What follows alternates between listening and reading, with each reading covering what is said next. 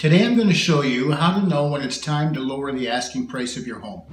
When is it time to lower the price of my home if I have it for sale and it's not selling? Very, very simple. What I did was I hired the best real estate trainer I could find in North America. Was when we have a home that's not selling, if we list a home, we get no showings or very few and no offers, it means our price is usually 8 to 10% high. If we list a home for sale, bring it on the market, and I'm supposing we do all the things, all the marketing and everything that's done properly. We only not launch new listings on a Monday because we know that more of the public are online looking on Monday at new homes, and actually 4 times the number of real estate agents are on their computer and on the hot sheet Monday looking at new homes for sale than any other day. So we want to take advantage of every opportunity we have.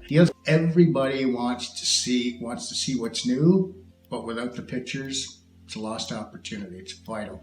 So we have a home for sale. We're getting lots of showings, but we're getting no offers. That's the most frustrating part. There's lots of people coming in to see the home, nobody making an offer. What Mike Ferry taught me at that point was if that's happening, it means our asking price is somewhere from 3 to 5% too high. And I have to tell you, anytime over the years, and thank God it doesn't happen often, but every once in a while we bring a home on the market and the price turns out to be a little high. Sometimes that's my error.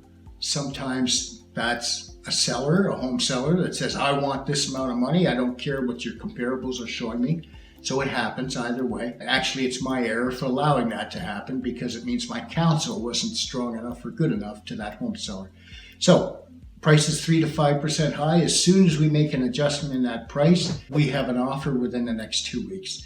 And there's a vital thing. You're selling a home. If you're not getting lots of showings and potential offers in 2 weeks' time, maybe 3 weeks' time, it's time to look at adjusting the price.